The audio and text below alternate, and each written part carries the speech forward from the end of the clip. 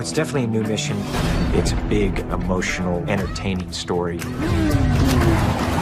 Ethan Hunt in this movie finds himself on a much more personal journey. In or out? In. This is the best mission yet. It's a tougher mission. The end you always fear. It's coming. And the blood will be on your hand. With this one, Tom's really sort of doubled down on the stunt aspect of risking his life, literally, for the movie. What the hell is he doing? I find it best not to look. People talk about the action, but what they're responding to is their investment of the characters. You need to walk away. Please don't make me go through you. It's to take you places you've never been. It's to show you things that you've never seen. And it's to put you in that experience right there with him.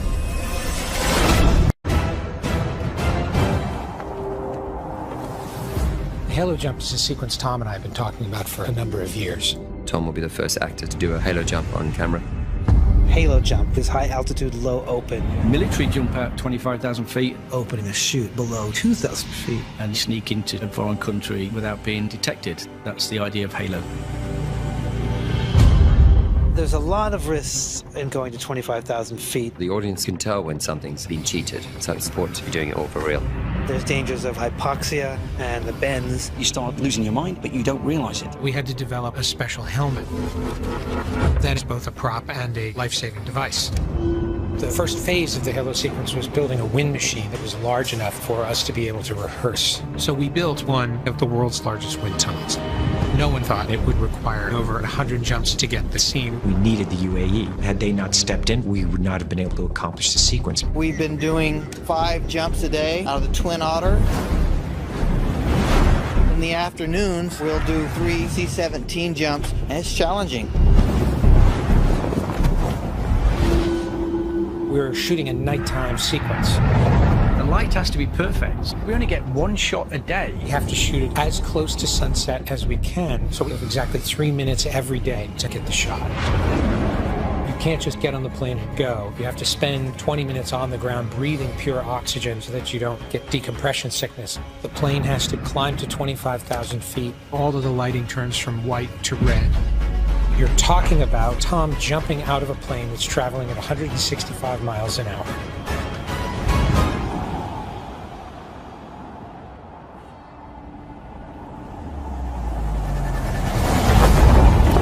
Falling at 200 miles an hour, and he's to position himself so that he lands exactly 3 feet away from the camera with 20,000 feet beneath him. The risk of a mid-air collision we were really concerned about.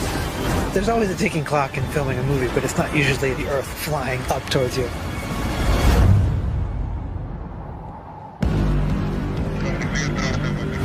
Thank you. Nice one. Boom. I can't wait for an audience to see this. I still can't believe we got it.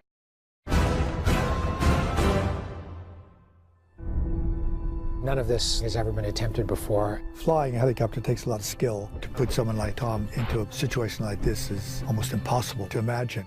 He came to me and he said, we're going to go to Airbus and we're going to learn how to fly a helicopter and be a 2,000-hour pilot in a very short period of time. It takes something like 3 months of 8-hour days just to become a novice helicopter pilot. Tom needed to work round the clock to reach the level of skill this sequence needs. There are very few students that have his level of dedication and focus. Fly safely. Thank you. While most aerial chases you'll see from a helicopter, we don't usually turn the cameras in. So we've developed these rigs over the last couple of months where we can basically hard mount cameras to show that Ethan Hunt is flying the helicopter without anybody else. Every camera position has been designed so that you can see that Tom is doing everything himself. It's super important for a movie like Mission to be doing it all practically and for real. Tom doesn't want to sit in a green screen. The audiences can tell when something's been cheated. First time we're doing it, gonna work our way in. Make safe, Tom. Make it safe. All right, come on in, guys. For safety, all the pilots get together in the morning and they discuss very clearly where they're going to be and what their positions are for every shot. I'm going to look down and I'll take it over the waterfalls. I enter it right away. Let's go. Back up, friends. Head to your helicopter. The most dangerous part of the aerial sequence is really that there's more than one helicopter in the air. We have 13 helicopters in the production. The ones on camera doing aerobatics just a few feet from each other. It's pretty wild. I have you in sight. Throughout the entire sequence, they all have to maintain visual contact. And then there's Tom. He's the pilot, he's acting, and he's the camera operator. We're rolling and ready when you are, Tom. Copy that. The scariest part was the 360 downward spiral. Okay, so let's climb up and I'll dive down. Most pilots wouldn't attempt this. The corkscrew turn is very challenging for a pilot. I'm gonna brake to the left. It takes a lot of skill and a lot of practice. We're good, we're rolling. You make a mistake, somebody's going to die from it. I'm gonna go. And each spiral looks like he's going to crash. God. Pitch. Whoa, that's what I want. How was that, McHugh? Very upsetting here. Well, I guess that's a trend. Absolutely.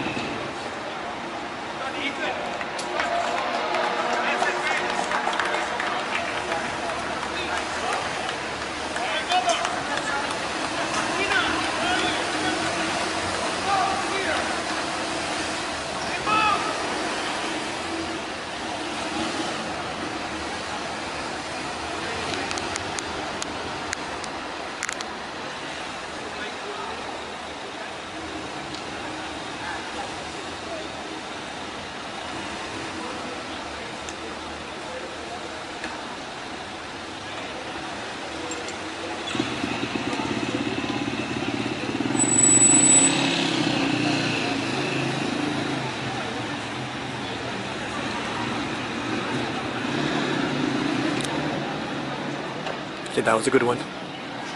Are they doing anything different? They were going, well done Ethan, well done Ethan. What Ethan? Because that's his name in the films. Oh, okay.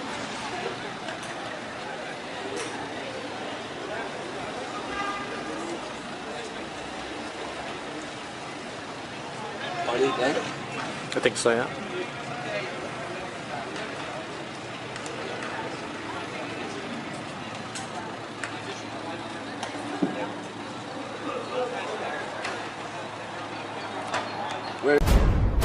That is the core Mission Impossible team.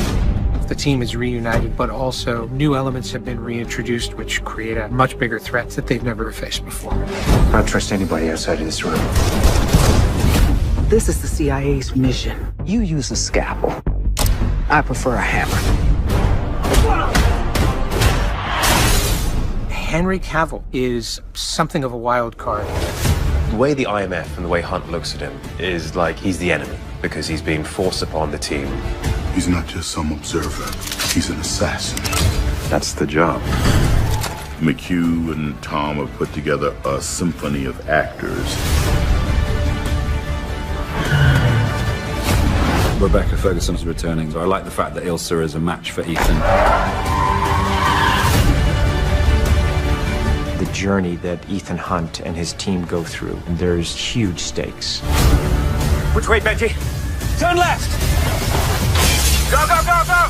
What are you waiting for? I'm jumping out a window! Oh, sorry. Good luck.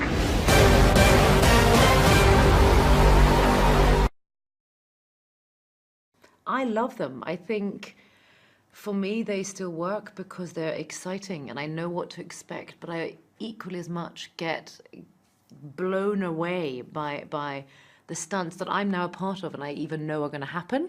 I still get blown away. Character development, bloody intoxicatingly scary stunts, and some kind of a motor race, motorcade, car, bicycle, I don't know, scooter race. Yes. I think that's what we should do for the next one, by the way. What are they called? Segways? No. What are they called? The things that you stand on? No, yeah, we should have a Segway race through Denmark. I feel inspired because I always have a backup team. I have stunt doubles. I have other people who can always jump in and do what I can do. And I think that's what pushes me to be able to do it and challenge it myself. But then also there are scenes that I don't do. I don't do the motorbike racing through Paris because it's bloody dangerous. And Jenny is the world's best motor driver, so she does it. But it's one of the most incredible things of being a part of this franchise is having the possibility of challenging yourself and being terrified and actually doing it. That's why I love it. He is bloody fast. God, he can run. Okay, Tom he is fast, but he's bloody funny. He's fun to be with. He is, and on top of things, he's superhuman. 1, 2, 3, 4, 5.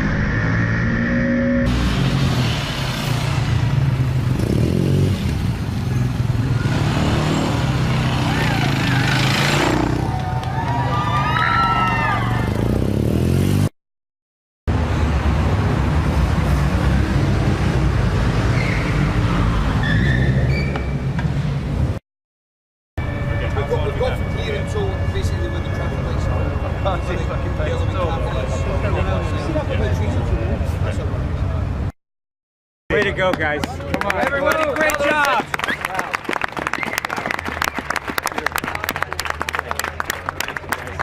Attention! This was an impossible day, and you have proved that nothing is impossible with Mission Impossible. Thank you. Thank you, everybody. Thank you, everybody. Amazing job. Incredible.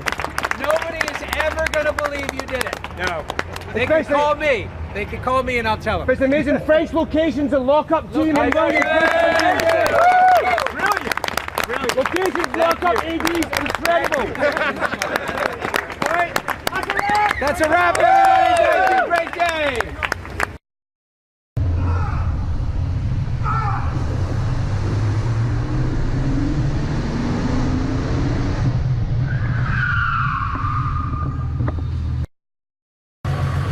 Say the one, William.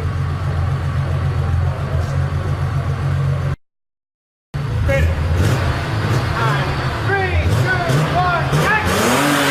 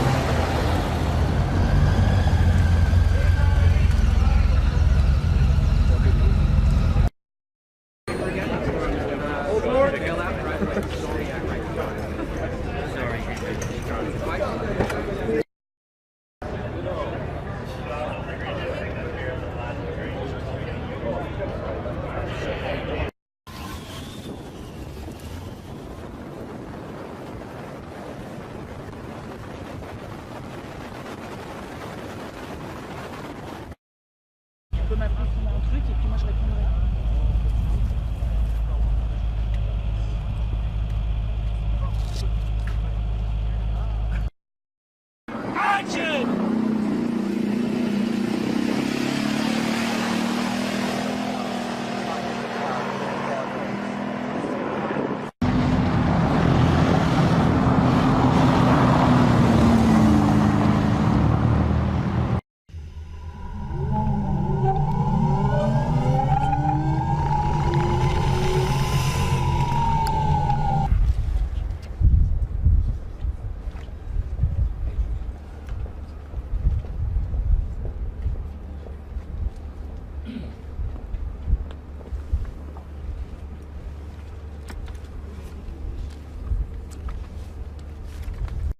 Whereas if they're coming towards you as you wing Well, over. let's do it that way. Let's do it with.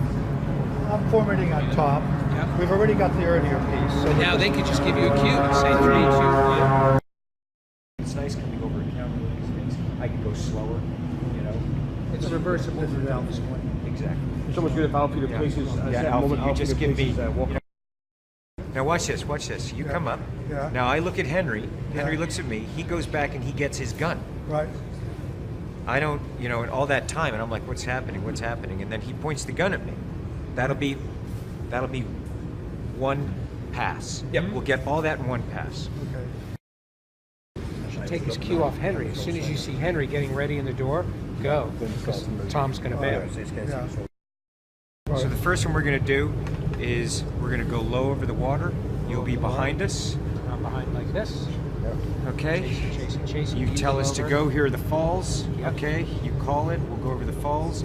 Boom. I go over the falls to the right, and you chase me down. Yep. Okay. Okay.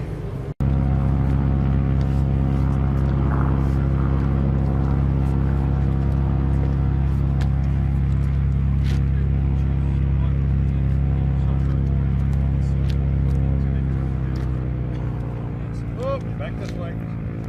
Back this way. You owe me a beer.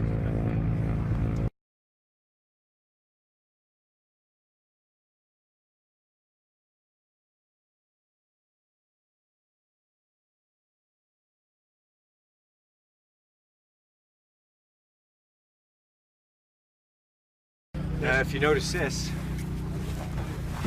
I did. I check it I check it all the time. Clean. I know it because that's a beer. you tell I'm a mercenary, aren't you? Yes.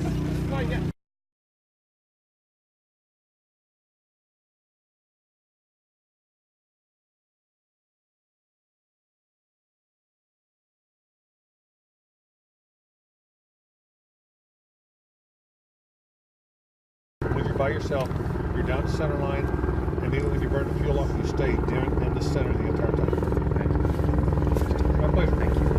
Okay, guys. Comms check, TC. Yep. Let's go play. Be safe, sir, yeah? Boss, I'll see you in the sky. Thank you. See you there. Have fun. Always.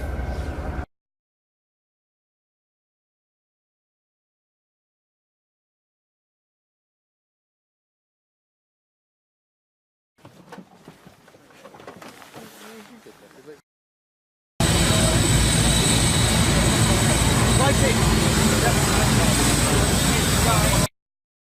think that's good, guys. Thank you. What I want to do is I want to get the seat belts. Okay. I've got a camera, some balls.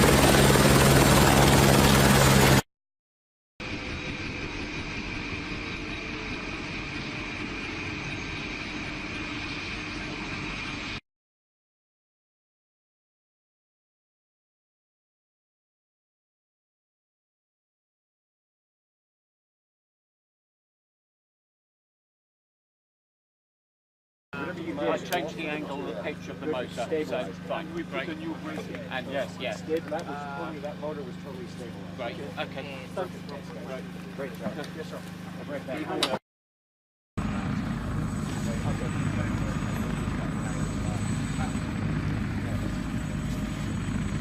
Hey guys.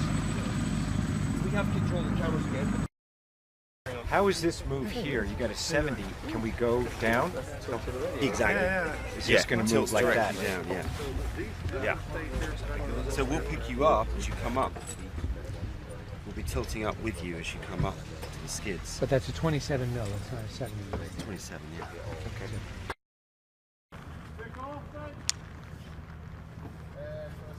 Everybody, go back rows. Do your thing, go back rows. And action.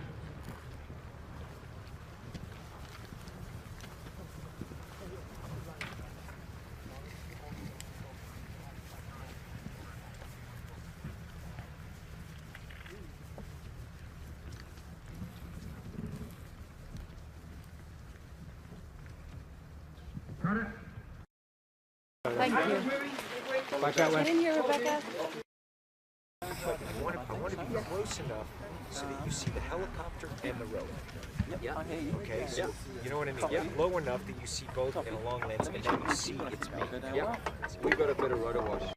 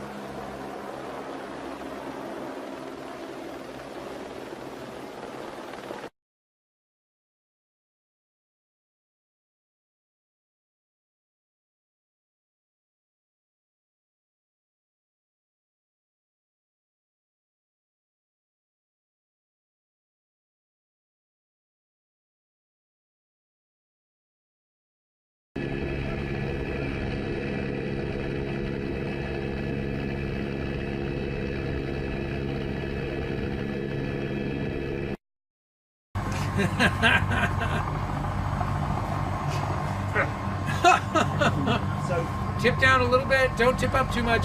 Keep his feet in there. His feet are in the IMAX. I know they're in the IMAX. Okay, I see what you're going for. So listen.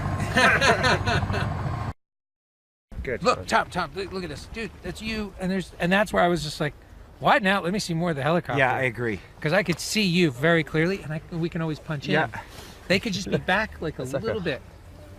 Yep, I agree. Like a proper. This is good on the 14. Right? Yeah. I mean the 24. Like I'm looking up and over. That's good. If you're looking in that direction when you fall. Believe me, I will. I'll be like this, and then boom, when I fall, I'll be like, I'll reach in and grab it. Great. Then we'll be fine. That camera will get it. And then what I'm going to do is I'm going to grab the thing. I'm going to make sure that this is not blocking my face with this camera. I already kind of checked it a little bit.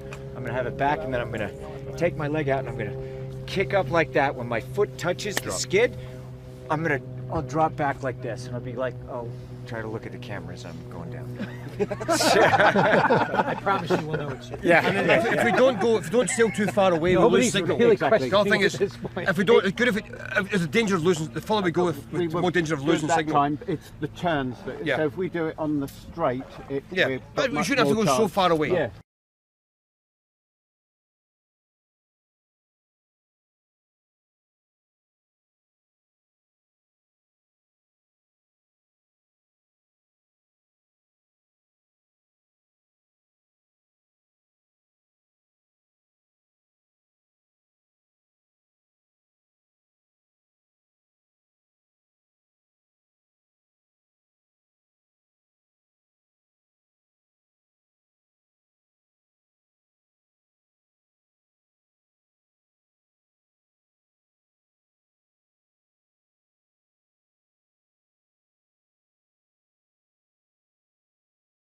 When you're standing out here on the skid, because there's no rope, and you're you look like you're just going to pitch right off. Yeah. And when you did the turnaround, I thought you were going to eat it. Yeah. It was great. It's actually scarier than the fall.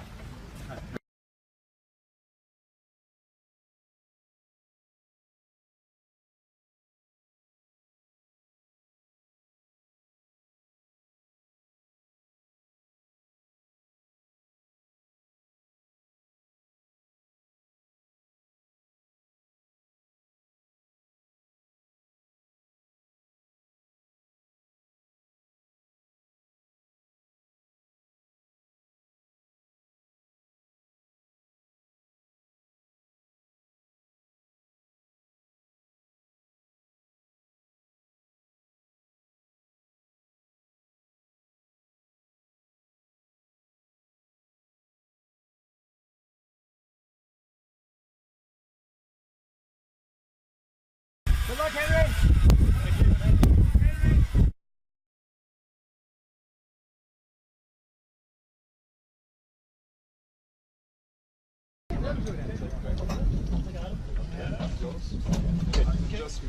I haven't actually seen it.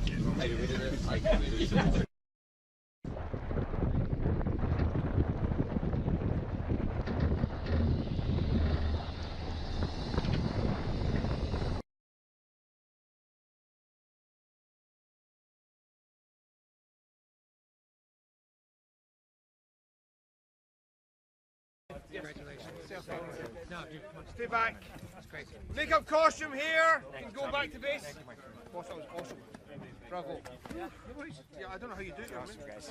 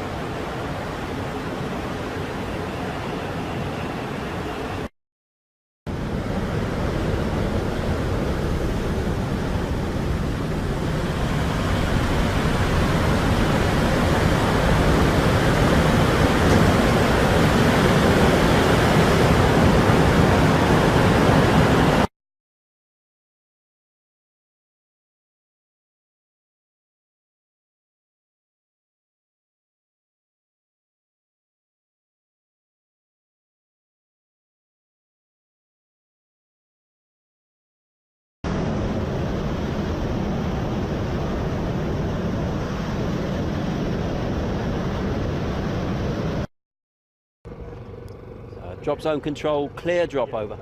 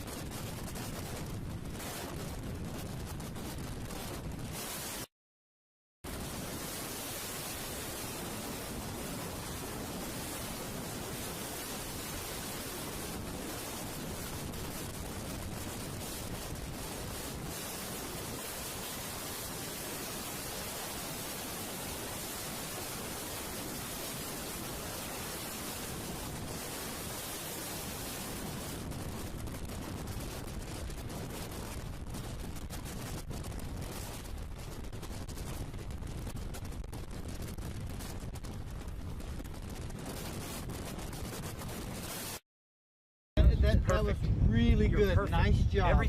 Everything was perfect. All you got to do is, once you're there, just maintain it. Well done. I really do. That's what we want to do. I think Craig nailed it. Swinehand Tower, that's the last stop for the day, and thanks for your help. I'm going to pull it off for me. Great jump. Good. Thank you. You guys are training me really well. What we're accomplishing here. You know what? I think it was excellent. I think it was excellent. I think we really, we'll take a look at the footage, you know, that's what it always comes down to. But I have to say, I think it went exceedingly well. Everyone did their job. These guys, you know, were training and setting up and drilling, and I think this has really worked. But we'll see the tape. That tape never lies. That was a year's work to figure that shot out. Craig came in and really just crushed it. Skydive team guys, props.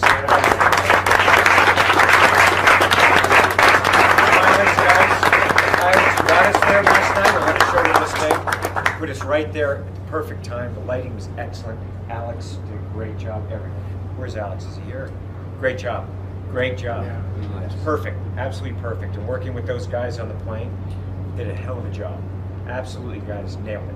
Okay, everything's got to come together for us to be able to get just that, and it was quite an accomplishment. Lighting, everything you guys did, so I really appreciate it. Everyone, thank you very much. The journey that Ethan Hunt and his team go through, it is an odyssey, and definitely inspired and reflective of that story. It's an epic tale. It's a personal tale, and there's incredibly huge stakes, emotional stakes, I think, for the characters. I just love working with McHugh, and the way that he approached this, he said, I'm going to honor Mission Impossible, I'm going to direct this like I'm another director, and he did it. He really, the visual style is different. It still has his, I think it has his bold sensibility of storytelling, kind of, Mission is a tougher mission, you know, it's not less entertaining, but it's just got, it's I think we just pulled out all the stops. As I said, all the missions have led to this one, and McHugh, he's a very elegant filmmaker, and he's a classic filmmaker. But I love his wit. I love the toughness of the movie and the characters, and it's just a beautiful movie. I can't wait for eyes to see it. I'm so, proud of my friend, and when I look at the movie, I'm going through it, I'm like, McHugh, look, I mean, he really is just enormously talented, and it's always such a joy to work with him. The Mission Impossible team, it's going to be Rebecca Ferguson, who plays Ilsa. But really, the core team is going to be Simon, myself, and Ving. That is the core team. And that is the core Mission Impossible team. And Ilsa is, I can't really say that Rebecca is, you have to see the movie, but you'll see what happens with Rebecca's character. But that is the core mission team, and Alec Baldwin as the secretary. Each actor, I think, is very charismatic, very dynamic, and I'm interested in all their stories. And when I see them all together, I lean into that story, and that's what I want out of a movie. That I want an audience to experience, that on screen. As some of my favorite movies, is like you just have a group of great actors just hitting their stride, and that's something that I know McHugh and I work very hard on and think about, and it's really what we love about movies and storytelling. Simon Pegg came on, and we had him on MI3, and I loved, I saw him in, Shaun of the Dead. And basically, I was like, this guy, and JJ and I were like, this guy's fantastic. And he came in and did, like a day or two on MI3, and look at the progression of his character. And then when McHugh came in, and then Brad Bird, we wanted to bring Simon back. Ilsa's, of course, the character's inspired name from, Casablanca, one of our favorite characters and actresses, and it just so happened that, when Rebecca, we were like right down to the wire, and luckily, we found her, and she came in and read and was incredible. And you just see what a dynamic presence she has, very charismatic and athletic, and just, I think, just uniquely holds the screen. I work with people that I admire, people that I respect, and I love these actors, and I love them in these characters. And for Ving as Luther, Ving and I are really the ones that go all the way back to the beginning. And it's interesting with Ving, because Ving came on, and I met him, and I loved his work. I said, well, you and I, really got to work with you. There's just something there, and I think that, when you see that story and how it's, just layered through all of the movies, really, and even in, and this one, he's got a great part, and there's a great dynamic with Ving Rhames in this one, and him playing Luther. There's something about when he plays that character, it's so engaging and surprising to me. We talked about emotion in this one, because I think it is a culmination of all the missions, this one. And you can't have that emotion without bringing Julia back in. And, I mean, to have Michelle back, I just think her work is incredible. And I can't wait for audiences to see what she's done, to just have her back and see she's really exceptional. Her work is exceptional. And again, just a wonderful person, very, very talented. So that's what we wanted. We wanted to bring that back, and that's what I talk about in terms of all the missions leading to this one. Henry was so helpful and so professional throughout. Like I said, I get to work with people that I really respect, that I want to work with, and I've enjoyed his work also in the past. I just thought, this guy is really talented, and he came to this film and he really brought it. People will see in this movie he He is pulling no punches and not holding anything back, and he's very committed. And the things that we're able to do that I appreciate, you know, the whole helicopter sequence, it's practical. So, you know, the stuff that he had to do, he had to be in that other helicopter, and we're flying around, and it was, I'm telling you, it was freezing when we were flying around in New Zealand, and the things that we were doing, it was extreme, and he just went for it. Angela Bassett, I just remember seeing her on screen, you just go, this woman is powerful. She just exudes intelligence, power, credibility, and that character that I just, you know, McHugh wrote for her, I love it. And she crushes it. When she's on screen, she's a force of nature. And again, just wonderful, wonderful woman, and I loved working with her every day. It's a love letter to Paris, and London, always a love letter to London, great locations there. Norway, beautiful locations in Norway. India, and also we shot in New Zealand, the helicopter sequence in New Zealand, beautiful country. We could not have got that helicopter sequence without the help of New Zealand. We could not have shot in Paris without all the help of the Parisians, or the skydiving sequence that we shot with the UAE military. So we shot there also, and it is definitely the scope of the film is enormous, and I think the story wants that. And so these beautiful locations that we went to, and every time it was like Norway, we're climbing the side of a mountain. It's quite extreme. And you know, of course, London, we had the foot chase in London. New Zealand was the helicopter sequence we shot. I mean, I was inches away from the sides of cliffs and right on the tail of Henry's helicopter, and we were going hard there. It was very intense, very extreme, as I know an audience will experience. And we shot in Abu Dhabi, and we had the UAE military, where we're able to jump out of a C-17 and do a halo jump from there, very high up, and a sequence that is quite extreme.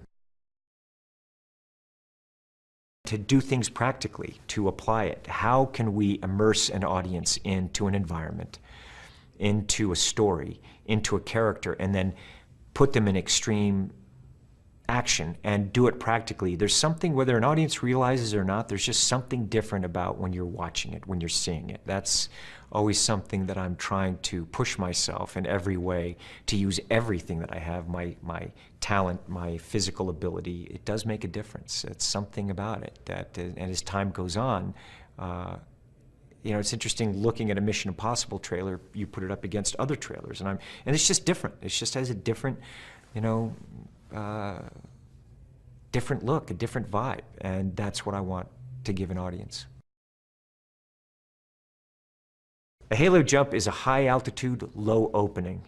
That's what it means, that it's a jump where you're jumping from a very, very high altitude and you open very low. So this sequence basically takes place over Paris. We're at very high altitude, above 35,000 feet, and we're opening just above the Grand Palais. And we're doing that so that the aircraft that we're in looks like a commercial airliner, and they don't know that we're military and we're jumping into the Grand Palais, and that's why the halo jump.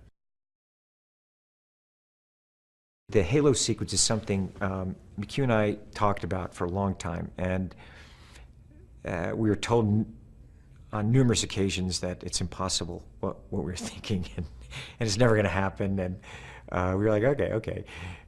So basically what McHugh did is he designed the sequence, and also the sequence takes place at night as the sun has set. So essentially we realized we have a 3-minute window upon which I jump out of the air. We do the scene inside the aircraft and jump out, and then I have to fly down and be within 3 feet of the lens, because he's pulling focus, which is something that's never been done before in the air, because he's using a film camera. He's having to pull focus while he's also skydiving, and I'm skydiving down to him, and I have to be within 3 feet of him. 3 feet, not 2.5, not 3.5. It has to be 3 feet because of the depth of field, because of the light and the lens that we were using. And there was just also the thing that I needed to train in skydiving, extreme training, because the sequence is incredibly grueling. It's very technical. It's very dangerous, to be honest. And so, with all that said, we ended up just pushing it to the end of the schedule. It was a very long schedule, and constantly for me, I'm not only acting in the movie and producing the film, I'm doing all my own stunts in there and all my own action in there, from motorcycles, cars, skydiving, helicopter, and constant kind of physical training throughout the day. So we shot this at the end of the movie. I finished the film, went to Abu Dhabi, and luckily the United Arab Emirates really stepped up and helped us. They said, we will give you our C-17. We will help you accomplish this, because we have a great relationship. When I climbed the Burj there in Dubai, and they loved movies, and they knew what it was we were trying to accomplish, and they wanted to be part of it. And I'm very grateful to them. They allowed us to use their C-17. So then we had to figure out, how do we get the shot? And we didn't know whether we would actually be able to do it until we were there on the ground in Abu Dhabi and trained in it, and figured out how to exit out of the aircraft, because the aircraft's going between, the C-17s between 160 and 200 miles an hour. So with that level of turbulence, we had to find a way to exit the aircraft, even for me to be able to get close to that 3 feet. We broke it down to 3 sections. And then we only got 1 take a day. So I spent the whole day training, and then at night we would get that 1 take. And it was 1 take. And if there was 1 mistake, that was it. The take was gone. And we couldn't, we had to do it again. So we thought we were going to be there about a week. We ended up being there, I don't know how long we were there, over a month, maybe 5 weeks I was there, training and then to shoot. And the more times we rehearsed it, we just didn't want to be so exhausted that by the time the take came at night, that we were physically unable to do it. And also when you're going up to altitude like that, up and down, I mean in the C-17, they're limited to only 3 hops above 18,000 feet a day. And at times we were doing way more than that. I mean the team, not the C-17 pilots. In another otter, we were going above that, training during the day and then doing it. So we had to really figure out, how we can get this done. It's a movie, you can't shoot it forever. And when we have a release date, and you also don't want to be tired when you're doing it, because you want all of your wits about you as we're performing. It's not just a skydive, I'm acting as I'm doing it. So there are many factors, and obviously we talk them through very carefully. When I go to do something like this, I'm not someone who does it on a whim. I'm very meticulous on how I prepare physically, mentally, with everyone, the whole team, and there's tons of briefings, and I really create a team environment, and one that I push for excellence. But obviously what we're doing is extreme, and all of us know it, and all of us are very respectful of that and don't take it for granted. And it's definitely challenged all of us. I mean, these skydivers that I was diving with also, they all had thousands and thousands of jumps. I didn't. And it's something that none of us took for granted, and every jump I was looking to, how do I improve my skill, what do I do, how can I do it better? So all of that, we had to keep in mind. Once we got that last take, that was a wrap. We finished the movie. And we don't get a chance to come back and get it again. So McHugh and me, we just looked it over and called the crew together and showed them the take, and we were just all there. It was like we all made the decision together. And you could just see, when we finally said, this is the take, there was just, everyone was so excited and so proud of what we all accomplished. And I think that is the greatest feeling, and why I think I'm addicted to movies. It is something where you're working with enormously talented people in every department that want to entertain that audience. They all love movies, and they're using all of their skills to try to create something for an audience, and make something that they can feel proud of, And when that moment happens, it's amazing. It's an amazing feeling, and one that you don't ever forget, really. I went to Airbus, and I trained at their facility in Dallas, Texas. They're really wonderful and helped me, you know, throughout. I wanted to fly the Airbus helicopter, where they call it the Squirrel. The thing is, when I'm flying a helicopter, I'm not just flying the helicopter. Just the same thing when I'm driving a car or a motorcycle. I'm also, a lot of times, when I'm there with the cameras, I'm setting a frame. So there are times that I'm flying a helicopter and I'm setting a frame for Henry when I'm behind his other helicopter, plus there's an aerial helicopter. So, plus I'm acting as I'm going and flying the helicopter and flying it low, flying it fast, flying it close to the mountains and the grounds. But obviously, there was a lot of resistance actually to me doing this particular stunt. And number one, it's never been done before in the way that we wanted to do it. The extreme nature of the flying. And of course, everyone wants to make sure that it's going to be safe. And so I made sure, and one of the things that I do is I have these guys, you know, I try to surround myself with the best people, the best group, and have them challenge me and see how good am I? Am I good enough to be able to do this? So a lot of stuff that I wanted to do in terms of flying low, under trees, I was able to get the aircraft into a spin and do those spins at very low G and low airspeed, and be able to pull out at very low level. Wing overs, these kinds of things that are extreme with a helicopter, and the things that we were doing were extreme, in very close proximity. And of course, look, I want them to trust me, and I want to be able to trust them when you're flying with someone and you're that close. So I did a lot of preparation, and every step of the way I made sure that I just didn't come in going, oh, it's me, I can do this. I was like, guys, you know, you have a right. You know, we're all professionals here, and please put me through my paces and test me to see my ability, and I want to make sure that you feel comfortable with my ability and you understand my ability. And so I always try to do that. Those are the things that we worked on, and those pilots, they really put me through my paces to test me, and rightfully so. And that's what I wanted, and actually, and in doing that, it also increases my ability. And then we end up having, you know, an amazing time. It was the most extraordinary time in New Zealand. New Zealand is breathtakingly beautiful. And to be able to travel through New Zealand with a helicopter and the places that we're able to go, most people aren't allowed really to go in those areas. And the helicopter that I had, as I said, the Squirrel it's a cool looking helicopter. It has tremendous amount of power. Of course, we're in the mountains, it's high altitude. So I needed every bit of that power. Plus I have cameras hanging off of the helicopter. And so it was extreme. It was like everything in Mission. Every day was filled with adrenaline. I know that everyone sighed a massive sigh of relief when we finished there, and I think we're all very proud of what we accomplished. So the long line. That was intense, I have to say. I mean, my adrenaline was definitely flowing in this movie. It was the kind of free fall into the bag. There was an impact there at that point. And I went out in an afternoon and kind of rehearsed it really only once. That's one of those things you just want to go out. I just rehearsed it once. I did the climb once and I did the fall once, because it's a climb. And I have to try to climb as fast as I can up that rope. And that was a heck of work. I ended up having to do it. It was freezing on that day too. I mean, luckily the sun came out, but it was freezing. You're traveling. I was like, oh, please. My hands were numb.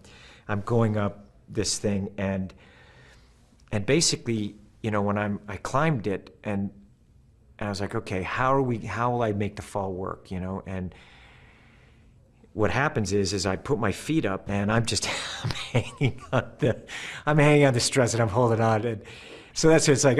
So you let go, and I'm just falling, and you see the take in there. It's like I hit that bag, and I roll over now. And when I roll over, I have to roll over the bag, and then kind of grab the side of the bag so my body doesn't come out. So I kind of disappear underneath the bag. So I'm rolling, and I hit, and I'm glad, because I hit perfectly. I hit right on my back, but it is an impact. And then I have to climb back up. And I remember climbing back up, and I'm like, look, I'm going to climb onto the skid now, and I'm going to go into the helicopter.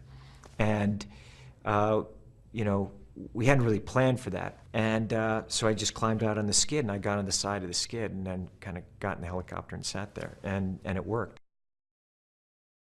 The foot brake. That was intense. We were doing that. I was, you know, it was one of those things. And you see it. I have a cable above me and a cable just in case I fall. But my thing is that I'm going to run as fast as I can. I'm actually going to try to make it to the other side. That's how you have to do that stunt. And first 2 takes, I went in quite hard. And it knocks the wind out of you. It takes you a little bit. You're like, okay, it's just, you know, you have to recover just from the wind being knocked out of you. But it looked cool. So I was like, all right, let's,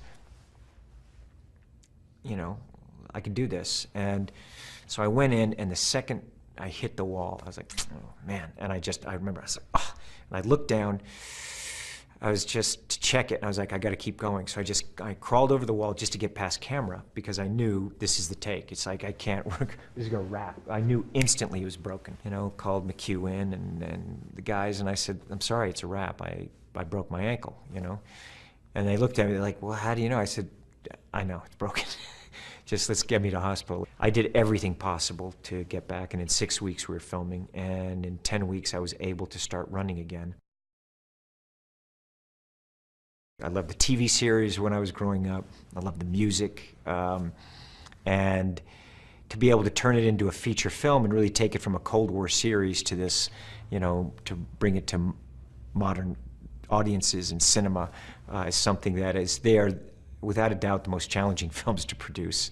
It's challenging films to make. The sequences, you know, McHugh and I will spend, you know, a lot of time, sometimes a couple years working on different sequences. And obviously Mission is about practical action. That's what we want to do. We want to look at things and see how in every way can we create a movie that is elegant, that is entertaining, that is high in aesthetics, that is gripping, and use all of our skills as filmmakers. And it challenges every department, and you can just see their faces every day.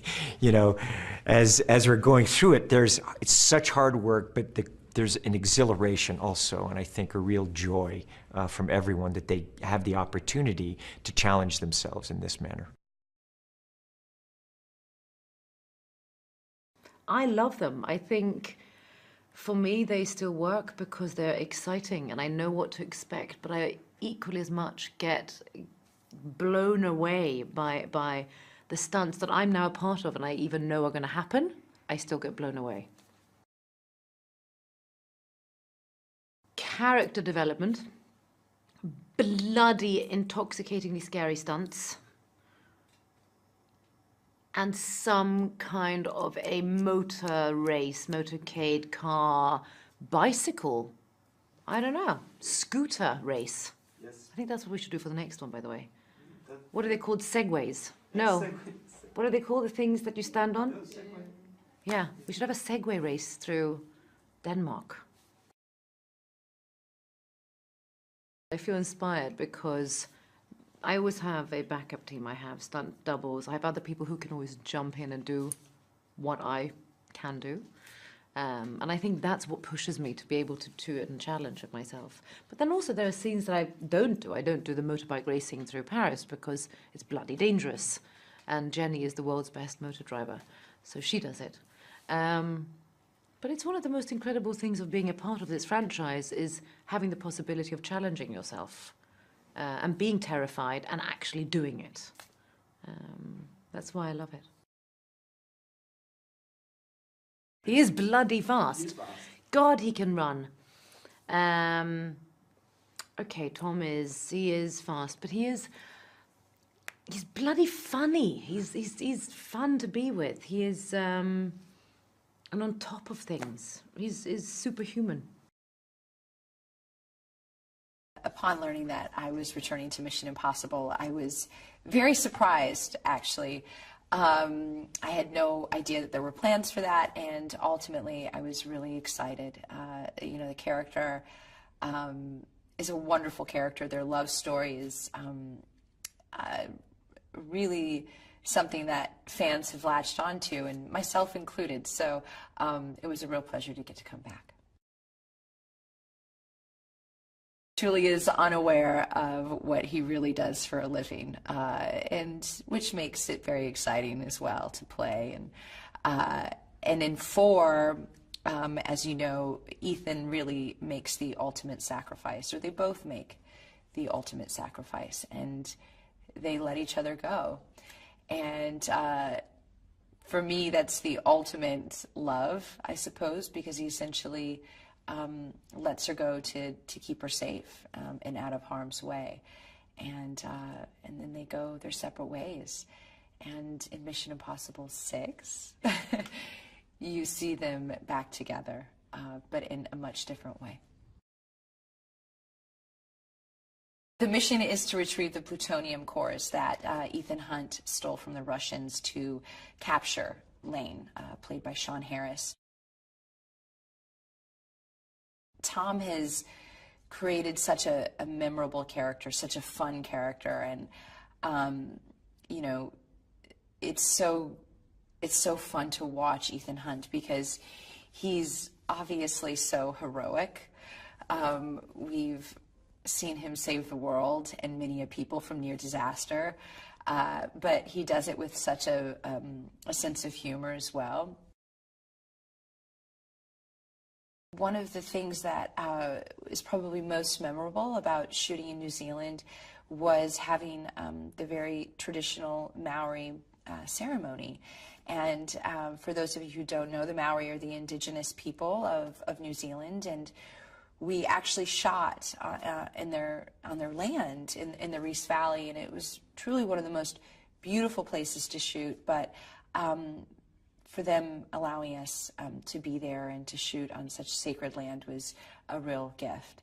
And they presented us with these beautiful sacred stones, and which I still have, and I keep in a very safe place. And it was such an honor, and they chanted and they sang, and it was just a really nice experience for the cast and for the crew. It's such a lovely character. It's such a lovely story. You know, they've shared so much in such a short time. You know, she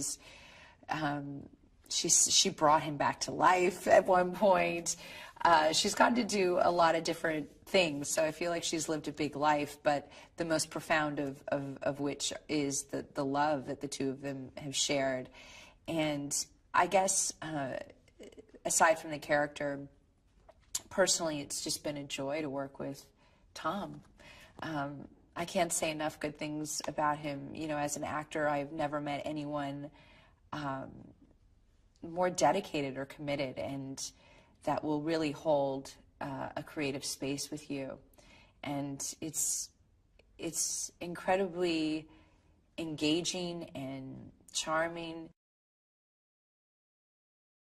I think McHugh just knows how to make this franchise what it is, what it needs to be. Not only is he a great filmmaker, he's a great writer. And there's something so comforting knowing when you've got the writer and the director in the same room. He's incredibly collaborative.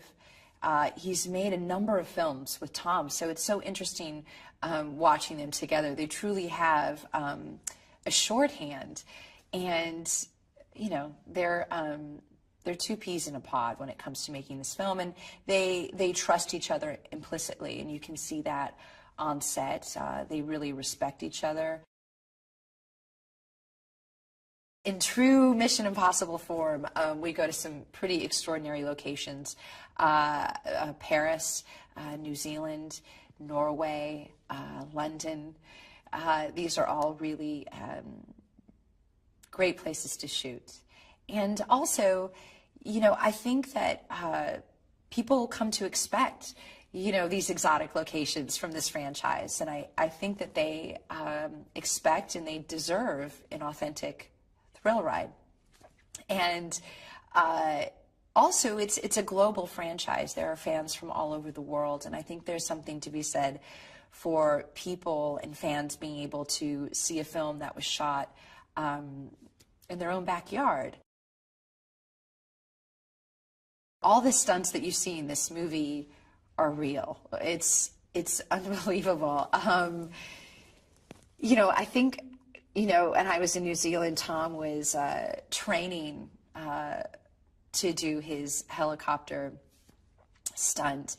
And I you know, of course asked, so what does this stunt entail? And he said, well, I'm flying, you know, I'm flying the chopper, and then I'm going to, you know, jump onto the chopper as it's taking off, and then I'm going to descend, and then I'm going to climb the rope. And I said, what are you not going to do with this chopper? And he's so bold and brave, and it's so exciting to see an actor want to partake in all of these things, and I think it's just so important and rare to have an action sequence be authentic, and you can see it on the screen. Tom is, as much as he's kid-like when it comes to getting to do these stunts, he's incredibly focused, and obviously for his own safety, but for everybody else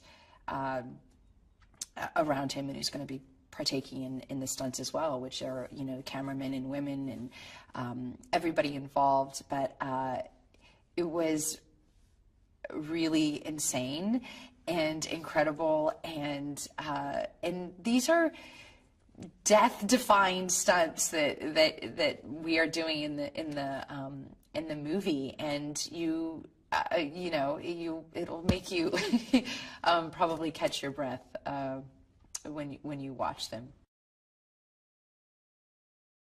I think Mission Impossible 6 is probably going to supersede anything that you've expected or you've seen in the past missions. It's incredibly, you know, action-driven. The stunts are incredible, but at the same time, there's a real emotional heart to this story. You know, you see Ethan confronting his past and the love of his life, and you see a real emotional tug of war for him, and that's, you know, he has to confront some demons. One, it's good, and two, because Ethan Hunt is a relatable hero. He's a classic hero, absolutely, and he always does the right thing, and he does the right thing extraordinarily well, in a fantastic way, but he's relatable. He's not just doing it easily. Everything is genuinely hard for him, so the audience members feel what he's feeling. And also the idea that everything that happens is real makes everything that much more exciting, because the audience is going, wow, I know that's actually happening, rather than it being fake. And so the audience can feel it. It's keyed into an audience emotion and psychology, which is fascinating, and it's done it really well. I agree. High-level stunts, something never done before. Great performances, and a sense of genuinely high stakes on the psychological level as well as the world level. Well, I felt like this was such an opportunity because I knew Tom does all his own stunts, obviously, and I came onto this movie and Chris McQuarrie said, are you okay with doing practical stunts and practical locations? And I said yes, and I meant it. I was genuinely excited about coming here, or coming everywhere in the world, not just Paris, and going to everywhere in the world, and doing these things for real. And so it was more of an opportunity. It was more of a finally, I get to do this, I get to meet the stunt team and really work with them on building and developing stuff, and then do it. And I take pride in that. And this was an opportunity, and I'm so glad I had it.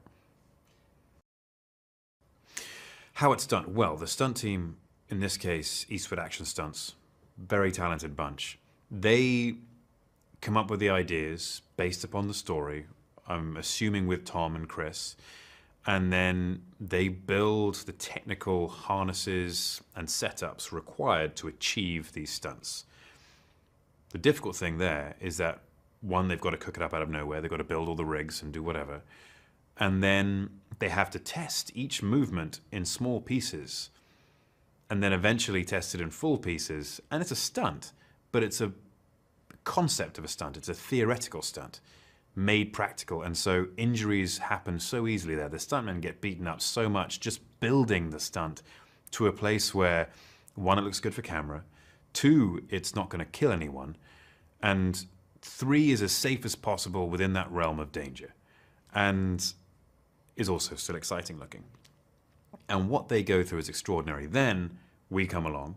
Tom's been there from the beginning, obviously, making sure the stunt is exactly what he wants it to be. And then we come along and they put us in the harnesses, and then they have to micro-adjust everything because we're different weights or different lengths. We have different body shapes and sizes. And the thinking required and the technical prowess required to do that is extraordinary. I have a lot of respect for those guys because they're tough and they have to think about us and make sure that we don't die. If we die on their watch, it's a really, really bad thing. Bad career move. I hadn't seen Rebecca for a long time, and we get on really well. And everybody, actually, you know, I love Ving. Ving's always really fun to hang out with, and obviously the boss, Tom. So it was a real pleasure when the four of us, as the sort of team, found ourselves in a scene together for the first time. It's very much like well, it is a reunion. So, and it doesn't seem that long since we were shooting Rogue Nation, so there was an odd kind of deja vu going on. I think, as always with a Mission Impossible film, the spectacle and the stunts are always a very exciting thing. I think the great thing about the Mission movies is that they're always very tense and smart movies. They're dramatically and sort of in terms of the action and adventure are always very tight and well executed. Which is good, because it doesn't matter how many bangs and flashes you have in a movie. If you don't care about the central characters, it doesn't mean anything. I think what you have with Mission is a group of characters that you really care about, who then find themselves in ridiculously scary situations. Mainly Tom, who ends up hanging off something or jumping off something or risking his life for the movie. We have Tom's extraordinary helicopter adventures, which involved him hanging off a helicopter and piloting a helicopter, doing extremely dangerous things, falling from a helicopter, which was a nail-biting moment to watch. Me and Rebecca were just on the ground, sort of trying not to soil our underwear. It was a very, very exciting thing to behold, and I think in the movie, when people see it, knowing that he did it, it's not a digital, you know, fabrication. It is what you see is what's happening. Always adds to the joy of the experience. You know, you end up on the edge of your seat, literally, because you know that this actually happened. The truth is, he's incredibly rigorous when it comes to safety. His team are just, you know, a crack squad of total professionals. He's incredibly safety conscious. He wants everything to be absolutely right before any stunt is done, and that's not just to protect him, it's to protect everybody. You know, when we do the car stuff, I remember when we did he just drove a Jeep down a very steep hill with me and Rebecca in, and before we did it, we did this whole drill about what we would do if the car rolled, you know, where we're going to go, and we rehearsed it a couple of times. You know, he's very safety conscious. This is my fourth Mission movie as Benji. Benji started out as a sort of systems analyst in the labs at the IMF, and then got a taste for adventure when he was forced to kind of be Ethan Hunt's GPS in the third film. I think he kind of felt like, oh, I kind of enjoyed the adventure and excitement there. I'll try and become an agent. So in the interim between the third film and Ghost Protocol, Benji takes the field exam, and in Ghost Protocol we find him for the first time out in the field. And in subsequent movies, he's become more accomplished and used to the idea of being out in the field, being a secret agent. He still looks up to Ethan as a sort of a bit of a hero. But he's very capable and accomplished, and even in the scariest situation, he kind of manages to hold it together and do what he needs to do, which is great. It's nice to have played a character for this long and seen him evolved from a sort of lab potato, visually and figuratively. I did look like a potato in number 3, to a much more sort of, you know, capable, fit secret agent with some, you know, impressive skill sets. I had to learn to drive a speedboat, a twin-engine speedboat, which I did on Denham Lake near Pinewood. and then eventually on the canals of Paris and the River Seine.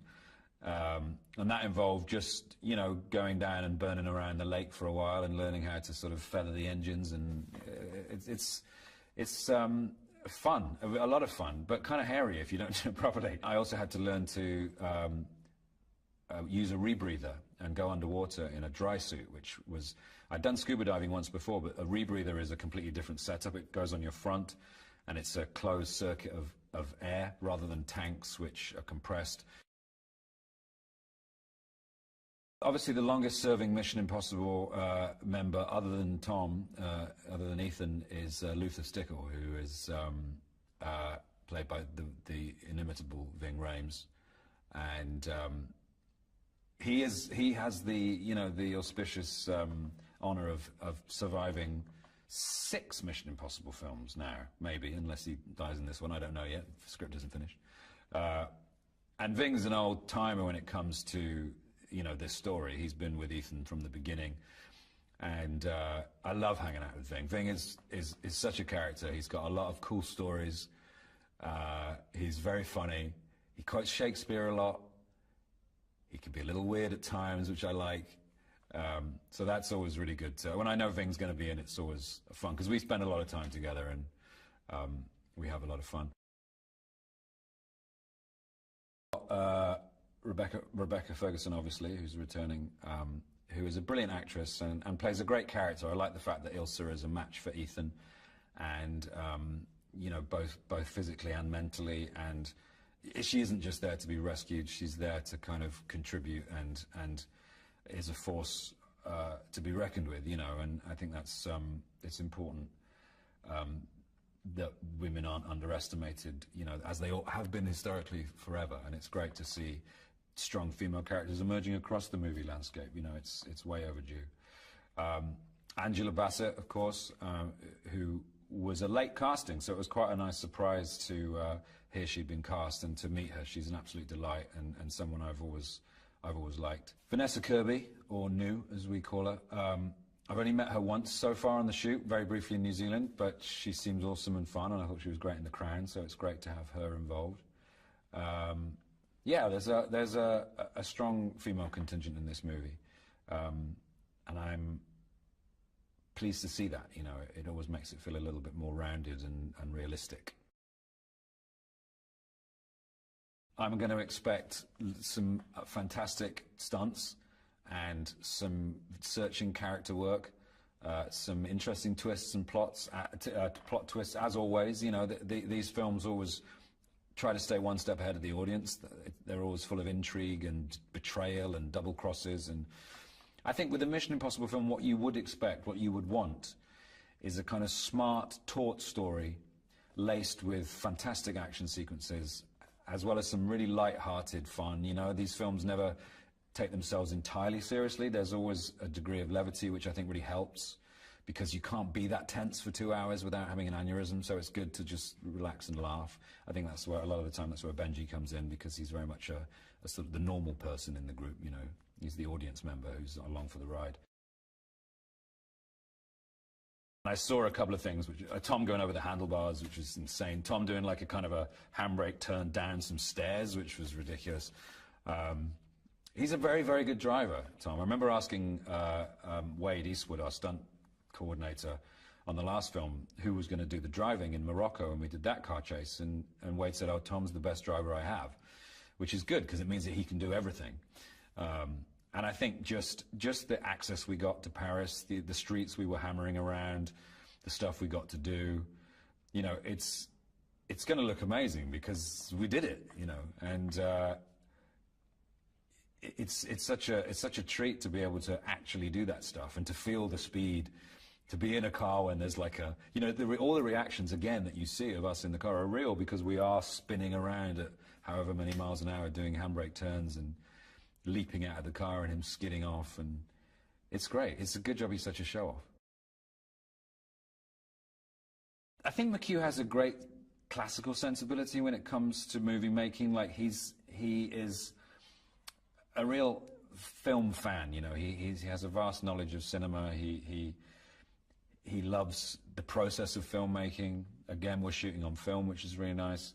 I think he has an understanding of Mission Impossible sort of classical roots, you know, as a kind of spy thriller. And it needs to have a certain sense of kind of, you know, it needs a sort of classical edge to it to make it a Mission Impossible film. It's a coming together of sort of classic cinema and a more sort of fast-paced modern cinema.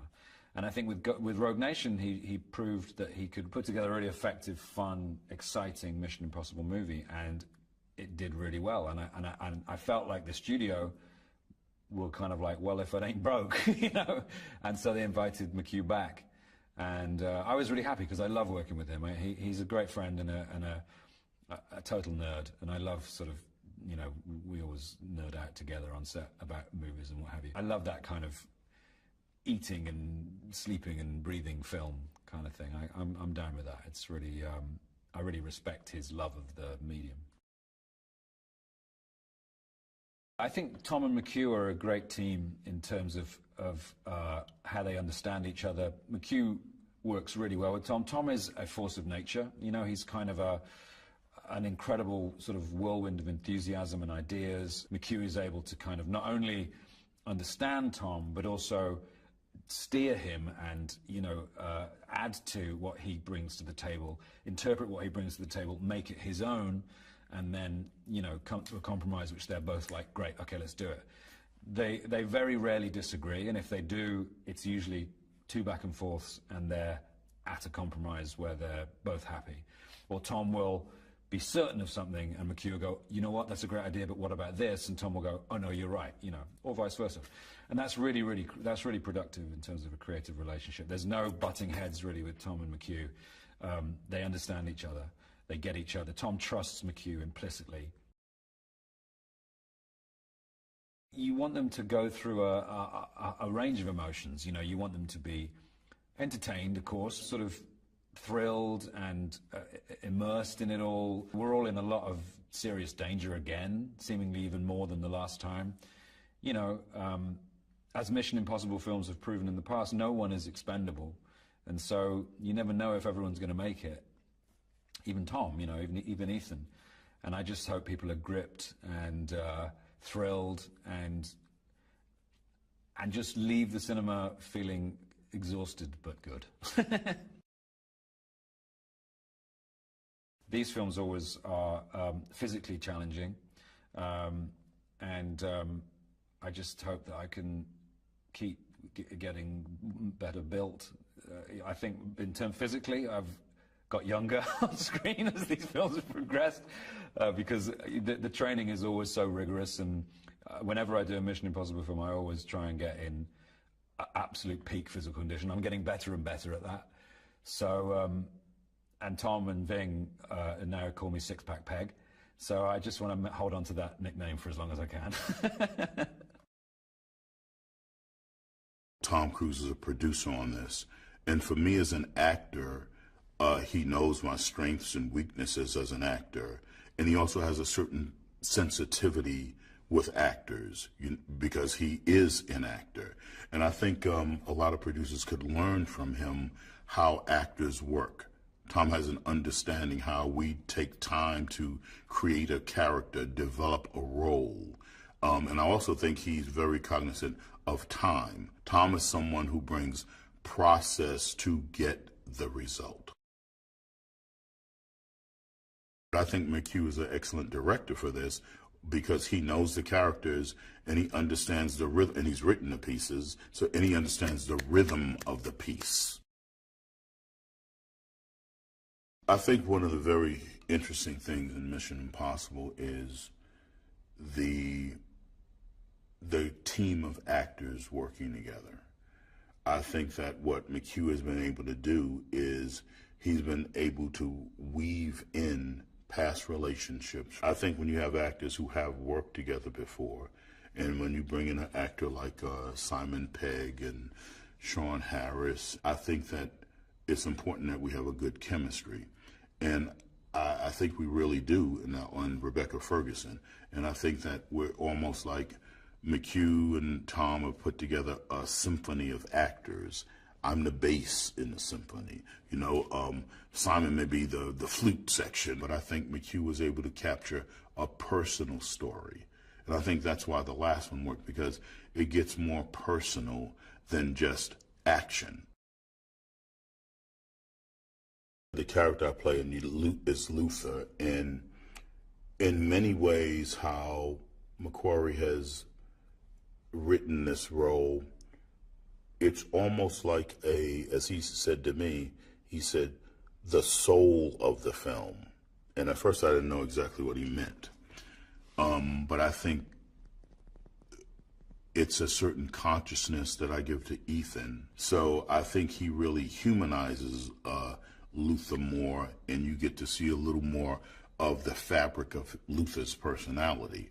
And one of the scenes we're going to do with Rebecca, that's a pretty powerful scene, you feel Luther's love for Ethan.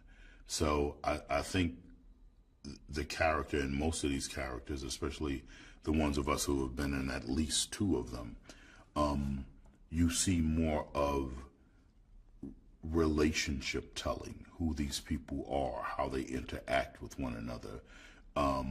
And I think you see more substance in the film, because to me, films are really about relationships between people. I think I've always been a fan of the Mission Impossible films. They're the kind of movie which, when it's on at the cinema, that's the one you go watch, because you know it's going to be a good ride regardless. And it's a spy movie, but set contemporary, and it's realistic. There are some gadgets in there, sure, which are like, okay, maybe that's a stretch of the imagination, but it's entirely feasible, and everyone loves that. And so, yeah, I've always been a fan. The character I play is a member of the CIA.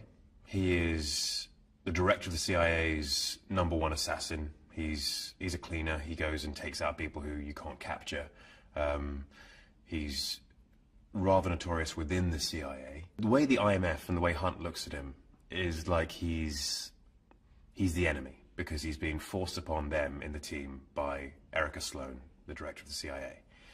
And so he just plays along with that, and he just plays the nice guy. He's like, yeah, I'm just doing my job. I think Walker has watched Ethan Hunt from afar. Obviously, he's one of the top guys in this very strange section of the CIA, the Impossible Mission Force, IMF, and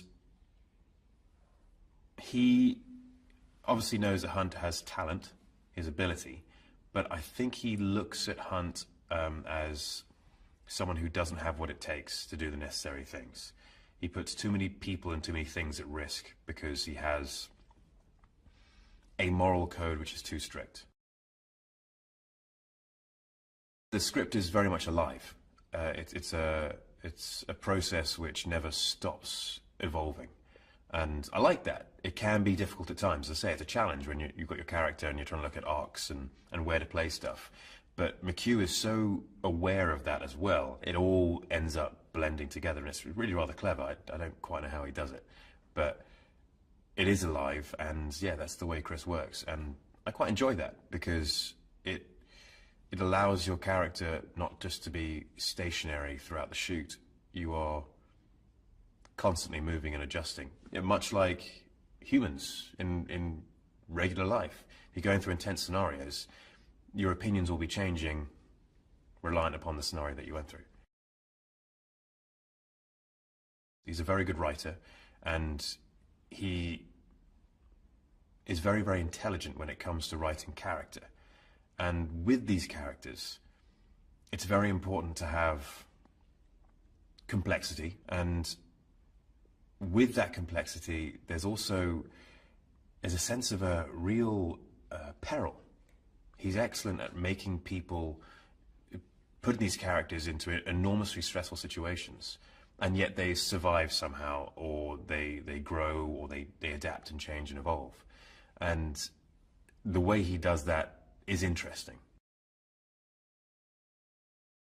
I've been training with Wade Eastwood's team, his stunt team, Wade, who is second director and the stunt coordinator. And they're an excellent team, very, very talented bunch. I've made friends with a lot of them throughout the process, and it's been doing a lot of fight stuff with them.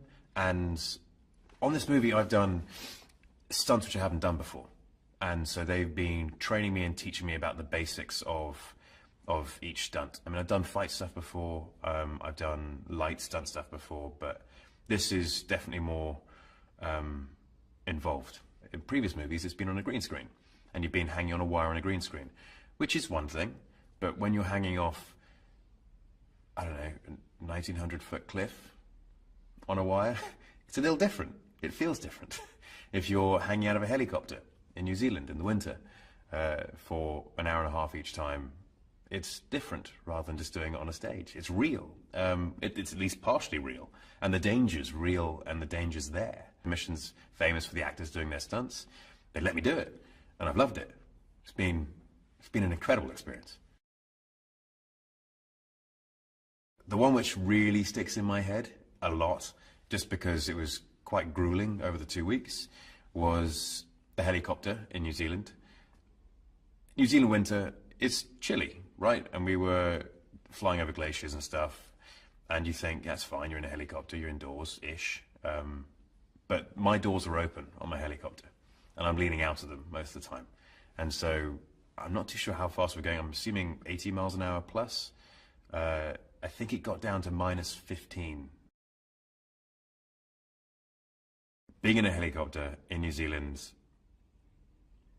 over mountains and glaciers and flying through canyons while being chased by another helicopter, which is, I don't know, 20 feet away, or chasing another helicopter and firing a machine gun out the doors was, it's like every boy's dream. You're like, yeah, I want to grow up and pretend to be G.I. Joe, basically. Tom is flying his own helo, and it is amazing what he does. Like, the training he's gone through to fly a helicopter has been extensive, and he's doing serious, serious stunts. In that moment, I forgot how cold I was because of how beautiful it was.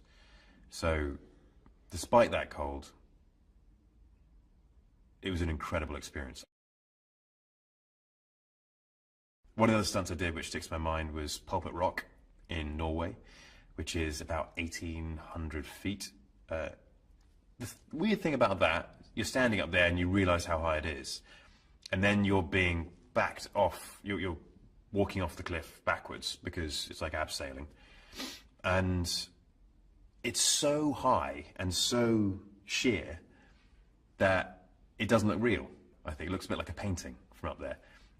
So it didn't feel quite as bad until you're hanging down there while they're discussing the shot, and the wind starts to pick up and you feel yourself just blowing side to side. You're like, I really hope this stuff holds. I trust you, Wade. And that was good fun. I loved that. As far as Walker's fight style is concerned, we wanted to make Walker different from Hunt. He's a trained assassin. He knows how to fight. His strengths lie more in brutality and a brawler style. It's more of a fight to kill, fight to completely disable so you can kill. Performing stunts with Tom Cruise, he's obviously very experienced with stunts, and I mean, aside from just performing stunts with Tom Cruise, which is pretty cool. It's a cool thing to be able to say. He's very experienced in this sort of stuff. He knows the angles, he knows what works, he knows that he needs to do his part of the stunt, and I'll do my part of the stunt, and whoever else is involved does their part of the stunt. And from that, you end up with a winning formula. There's a connection between Tom and McHugh because they understand each other. They understand the same process. They are both working towards the same goal, which is a great story. And there's no ego involved. It's just making entertainment for an audience. And they've worked together before, and they both have particular styles. And so they've become accustomed to those styles. They can ultimately agree on something and produce a great piece from it. It's been a real journey, and what I like the most about this is that despite the long hours and the hard work, everyone has kept a wonderful personality about it. It's amazing to see it. It's great to be a part of. And I think this is going to be the best one yet. I look forward to watching the movie myself. 4, 5.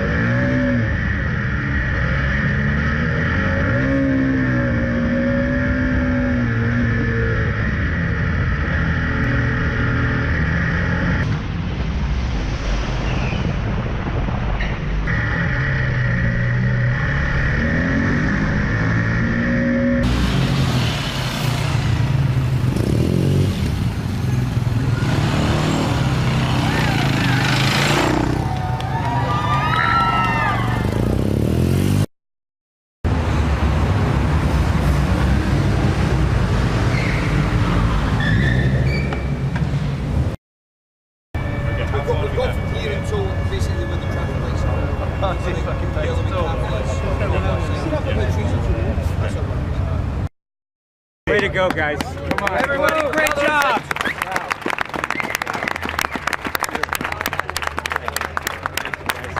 Attention! This was an impossible day, and you have proved that nothing is impossible with Mission Impossible. Thank you. Thank you, everybody. Thank you, everybody. Amazing job. Incredible. Nobody is ever going to believe you did it. No. They can call me. They can call me and I'll tell them. It's amazing. French locations and lock-up team. Brilliant. Brilliant. Locations, lock-up, ADs, incredible. All right. That's a wrap, everybody. Great day.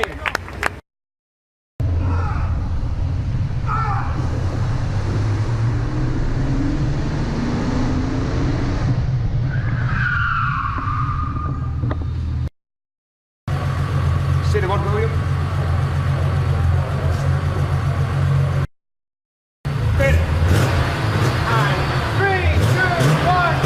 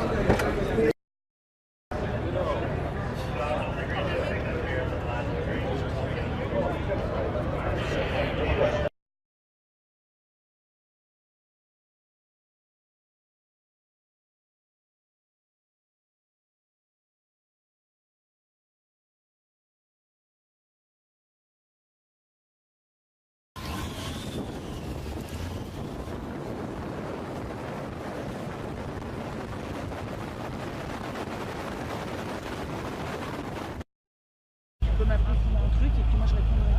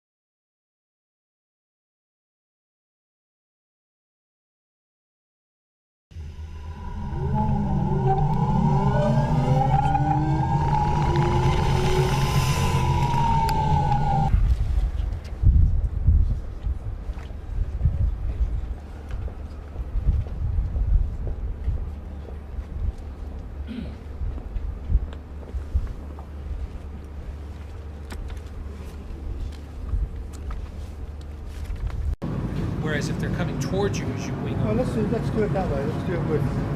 I'm formatting on top. Yep. We've already got the earlier piece. So Now they could just give you a cue and say 3, 2, 1. It's nice coming over a counter these days. I can go slower, you know. It's reversible for them. Exactly. It's almost good if Alfie the places at that Alfie, moment. you just give me. Walk. Now watch this. Watch this. You come up. Yeah. Now I look at Henry. Henry looks at me. He goes back and he gets his gun. Right. I don't, you know, and all that time, and I'm like, what's happening? What's happening? And then he points the gun at me. That'll be one pass. Yep. We'll get all that in one pass. Okay. Should take his cue off Henry. As soon as you see Henry getting ready in the door, go. Because Tom's going to bail. Yeah. So the first one we're going to do is we're going to go low over the water. You'll be behind us. I'm behind like this. Okay. Chasing. You tell us to go. Here are the falls. Okay. You call it. We'll go over the falls. Boom. I go over the falls to the right, and you chase me down. Yep. Okay. Okay.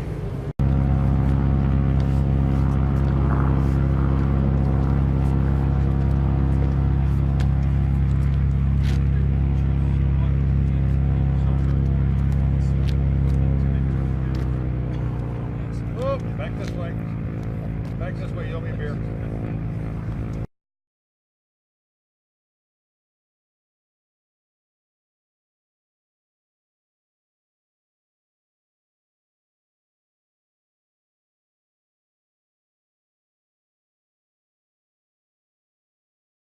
If you notice this, I did. I check it I check it all the time. Clean. I know it because that's a beer. You can tell I'm a mercenary, aren't you? Yes.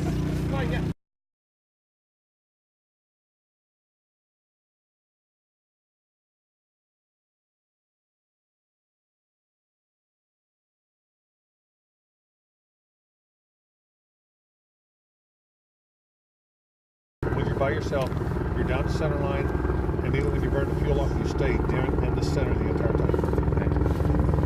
My pleasure. Thank you. Okay, guys. Comms check, TC. Yep. Let's go play. Be safe, sir. Yeah. Boss, my friend. I'll see you in the sky. Thank you. We'll see you there. Have fun. Always.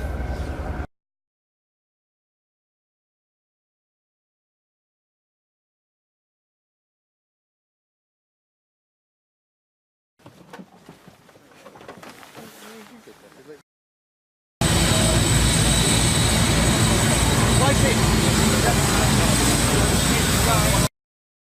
think that's good, guys. What I want to do is I want to get the seat belts. Okay. I've got a camera, some balls.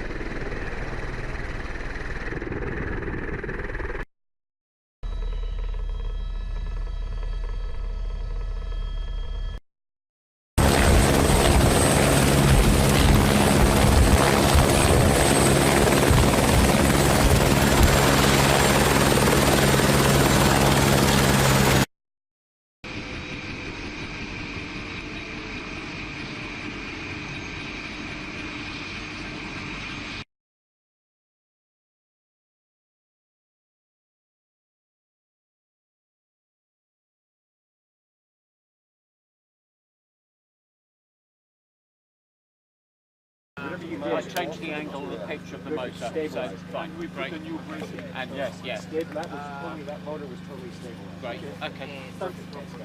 Great job. Yes, sir. I'll be right back.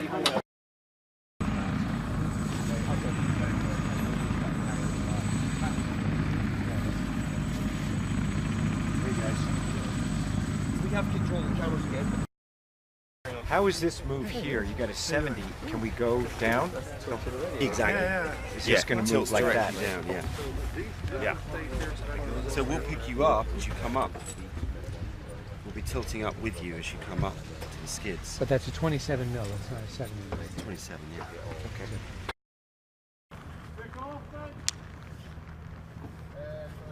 Everybody, go back rows. Houston, go back rows. And action.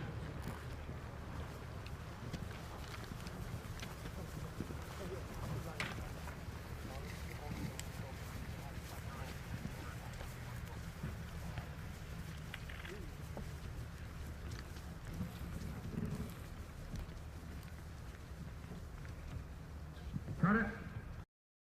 Thank you. Watch out, Get in here, Rebecca. I want to be close enough so that you see the helicopter and the road.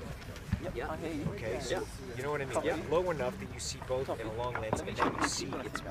Yeah, we got a bit of rotor wash.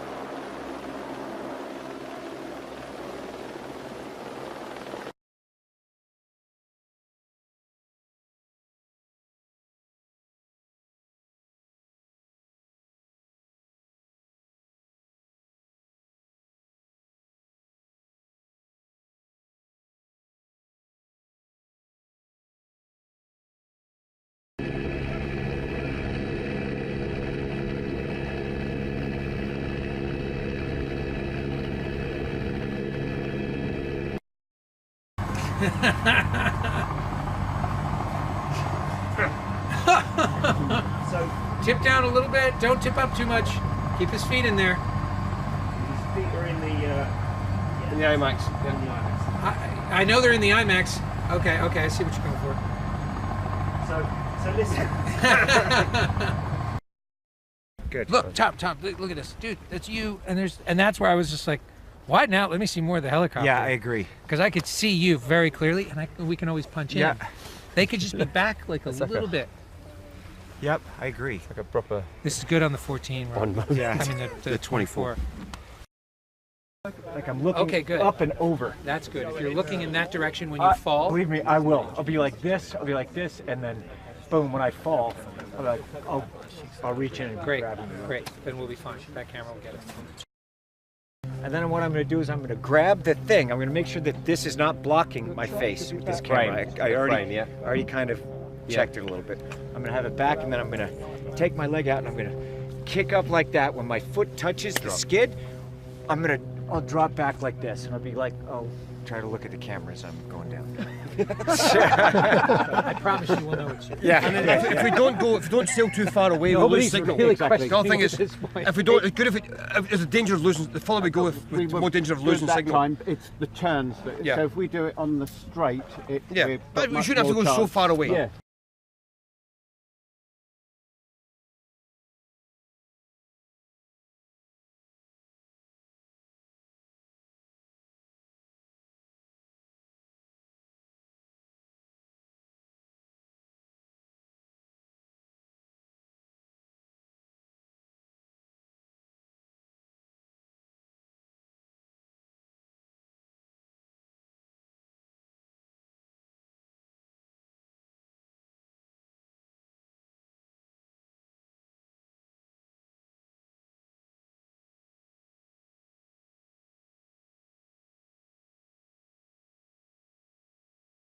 When you're standing out here on the skid, because there's no Yeah. rope, there's no, and you're you look like you're just gonna pitch right off. Yeah. And when you did the turnaround, I thought you were gonna eat it.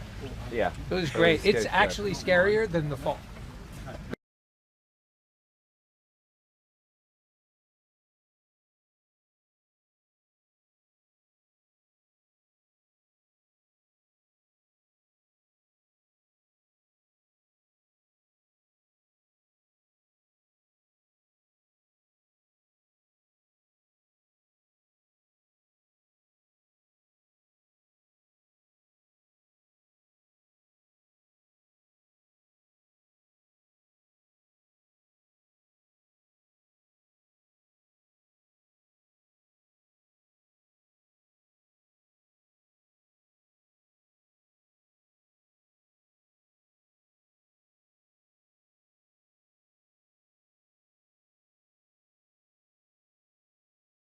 Good luck, Henry.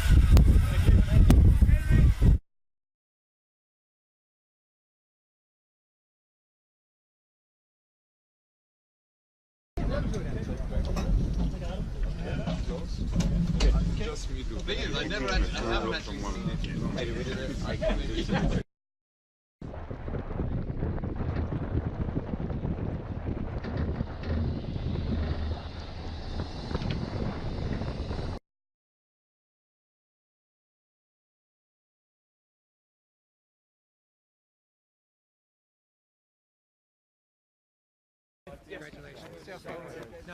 Stay back.